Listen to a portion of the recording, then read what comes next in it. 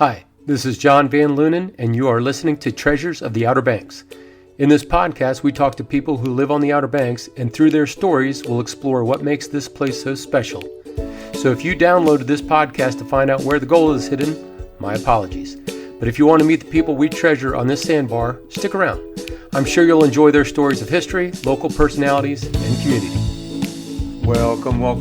This is John Van Lunen, and you are listening to Treasures of the Outer Banks. Flying solo again, and I want to tell you a little story. I have a couple of boys, a couple of kids, and I also have a dog named Bo.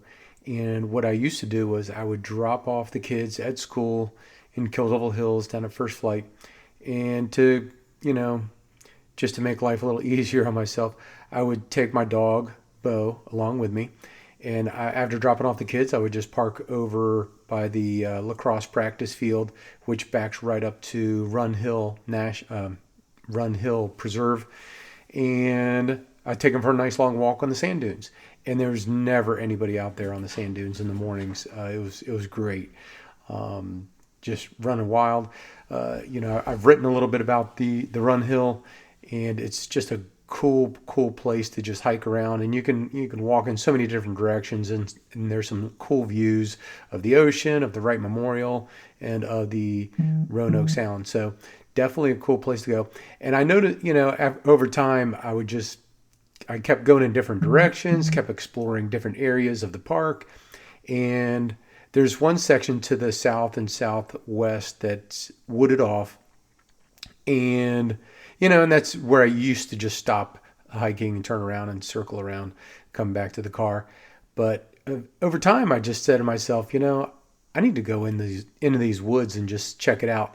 And I did notice some footprints, some not well-worn paths, but I did notice some paths in the sand that went into the woods. So eventually, I just, with some extra time, I just said, well, screw it, let's go check it out. So me and the dog go into the woods.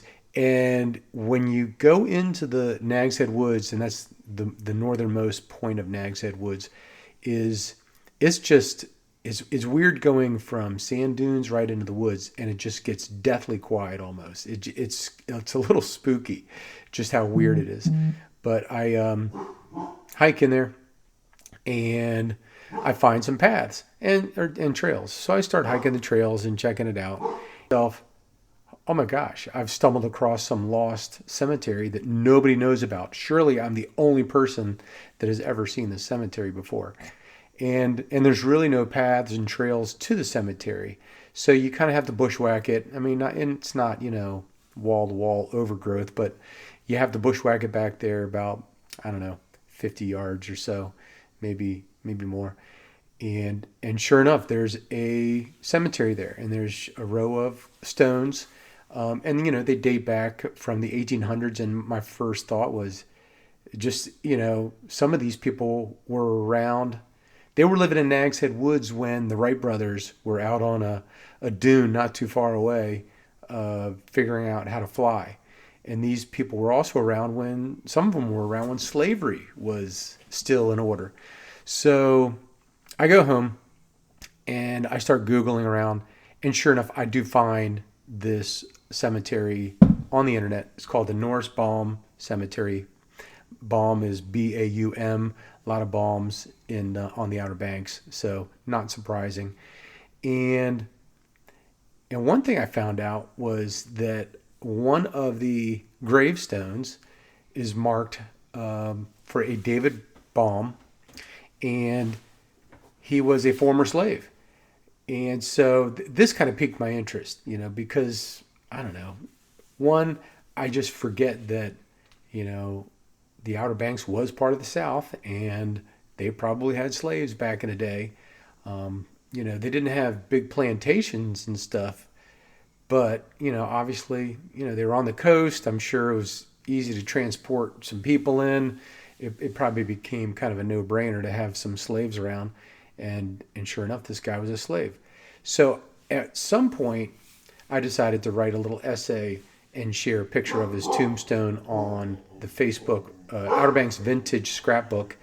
And the response was actually kind of a big deal. It was, people mentioned the slave. They had heard stories about him. One lady said that the story she heard was that he was responsible for digging a ditch through Collington. And now I have looked at aerial shots, aerial maps of Collington, the Collington area, and there's one big canal, and I'm thinking to myself, well, there's no way he dug that canal by himself. But there's a few other skinny canals, and the way this lady described it was that uh, he was kind of proud that he dug this canal, and he always said that it was 2 spades wide and 1 spade deep, which isn't very big. I mean, big enough for a little canoe or kayak or something like that.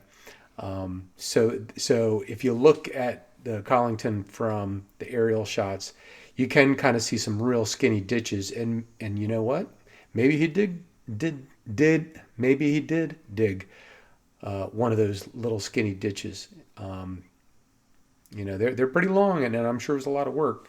But this guy was a former slave, and he was still a house laborer for somebody, and so he was probably used to doing projects like this. So I posted that, in Facebook, and the response was obviously really huge. And besides digging the ditch, somebody else mentioned that one of the girls, I don't know if it was part of the family he was responsible for or what, but they would grow vegetables in her little home plot or something like that, which is what some people did in Nags Head Woods. They would clear out an area and have a little plot, mostly for themselves. But this family, I guess, raised enough that he would load up a little wagon, a horse-drawn wagon, and they would cruise down to the south side, to the sound side down by Jockey's Ridge, where some of the steamers and ferries would come in, and there was the Nags Head, I believe the Nags Head Hotel was down there, and they would go down there and sell fresh vegetables. So that was the thing. So this guy did exist, and he was part of the community, and he was around for a long time. He died at about 78. His exact birth date is not known, but on his tombstone it does say March 1845. There's no date. And somebody on the vintage scrapbook, they found, or I can't remember, maybe it was somebody else, but they found his death certificate. And his mother is listed as his mom, obviously, and her name was Peggy Baum, and she was listed as a slave. So he was born in slavery. The death certificate does not know who his father was. It says that he was single. And one thing I just noticed on his death certificate is it lists his day of death as February 2, 1923. Well, when you look at his tombstone, and I have a photograph of it, it says February 3, 1923. Kind of probably just a minor slight, but it is it's a mistake. Very, very odd in that sense. I do have a friend. His name is Philip Troutman. Philip is a history professor at George Washington University in Washington, D.C. And coincidentally, he does a lot of research on slavery, including the cemeteries and where they lived and where they were buried and all this stuff. And something, I didn't know was that a lot of slaves were not buried in marked graves, or if it was marked, it was just a very simple marking. Maybe it was just a wooden cross or just a simple stone with no engraving or anything. So that makes David Baum's tombstone a little more interesting in that, okay, so he was born in slavery. He lived through emancipation. He was a freed slave. And some people, my friend Philip warned me that some people would kind of paint him as, oh, he was a happy slave. He was, or, even though he was free of slavery, he was happy to stick around and work for people.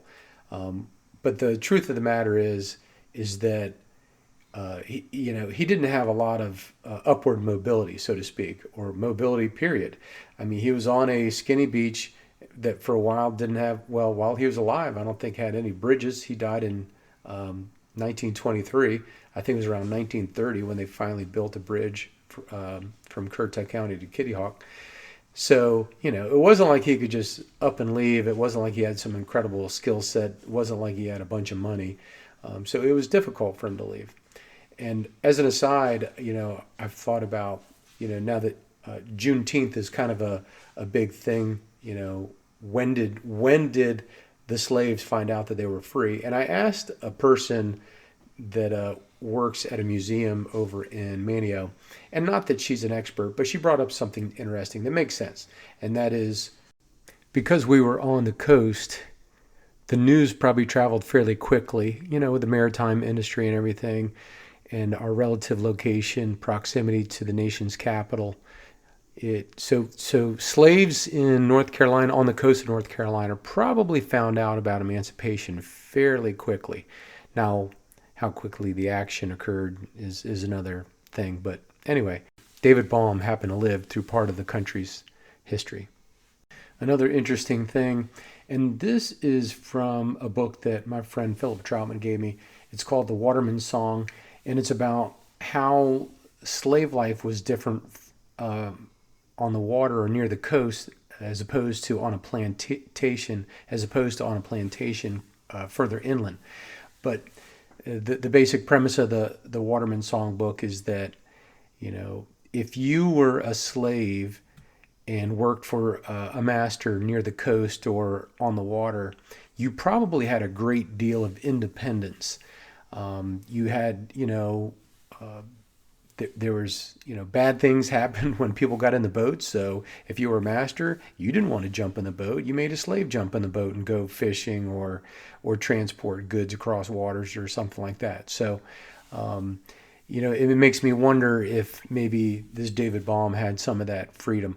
He's on his death certificate, it lists him as a house laborer. So, I'm not sure what he did during slavery, but towards the later days of his life, it sounds like he was, just working for the family around the house, and they probably took care of him. So, and here's something else that's very interesting to me is that there was actually a law that cemeteries were not supposed to be cemeteries were not supposed to be integrated. They were meant to be segregated, and there was a law to keep the blacks and whites segregated. And so much so that said that you cannot bury a black man with a white family or vice versa. And so the interesting thing when you go to Norris Baum Cemetery is that David Baum is off to the side a bit. Now, the first inclination is, well, maybe there's some grave sites between him and the main family that just disappeared over time or something like that. But usually they would leave a sunken space in the ground. When a coffin decays and collapses, it would leave a sunken impression or depression in the ground. And there's nothing like that. So what I think they did was, to circumvent the laws, is they buried him, a good 10 or 15 feet away from the main family, just to, I guess prove to somebody that, he wasn't buried with the family, but he's only buried near the family. It's kind of it's such a weird part of the story though, because they obviously loved this guy.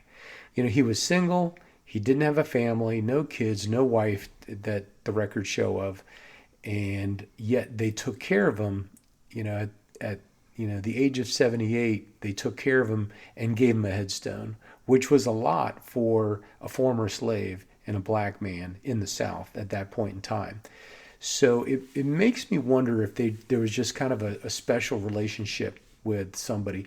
And one of the people, I guess, I don't know if they call him the administrator or whatever, the guy who maybe filled out the death certificate or what have you, but his name is Jesse Etheridge Baum, and he was younger than David Baum, and he was considered the father, and he was born in 1859, died in 1927, so only 4 years after David Baum passed away did Jesse Baum pass away, and yet Jesse was a bit younger. Not a ton younger, but almost makes you wonder if maybe David Baum was was taking care of Jesse Sr. when he was, young boy, or, maybe they were kind of friends of, of sorts. Hard to say, but Jesse Baum Sr. took care of David Baum.